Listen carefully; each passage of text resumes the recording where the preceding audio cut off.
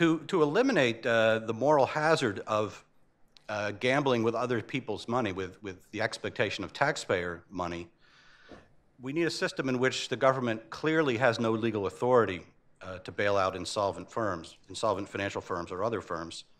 Tying the government's hands in that way would actually reduce fragility.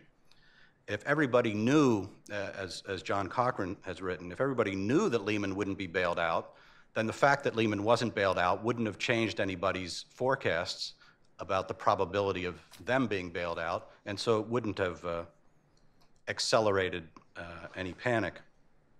We all know that Dodd-Frank bill does not credibly end too big to fail. I go into some of the details about that. Now, it's true that we have fragility in U.S. Banking history, but principally in the 19th century because there were legal restrictions that prevented banks from credibly assuring their depositors that they had enough assets to withstand, and they were well enough diversified to withstand shocks. Banks were very poorly diversified because we didn't allow branch banking. Today, the U.S. banks are weakened not by restrictions of that sort, but by privileges. The moral hazard problem created by deposit insurance and made, of course, even worse by too big to fail. We haven't achieved robustness, much less anti-fragility, until no single financial firm is considered systematically critical or too important to close. It has to be credible that a promise to make no bailouts will be kept.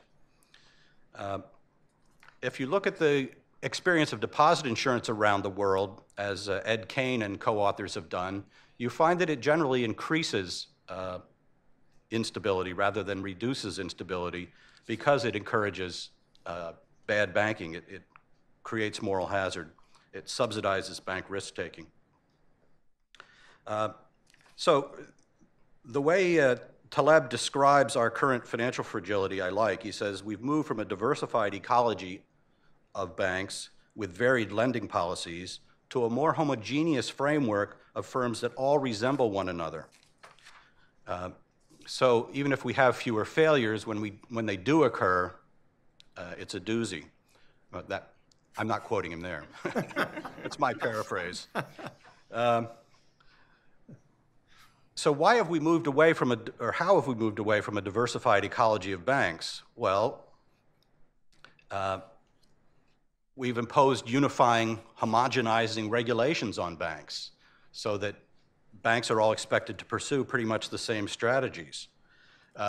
Taleb's phrase for a system where everybody is supposed to pursue the same strategy, which has been calculated by some higher authority, is an over-optimized system.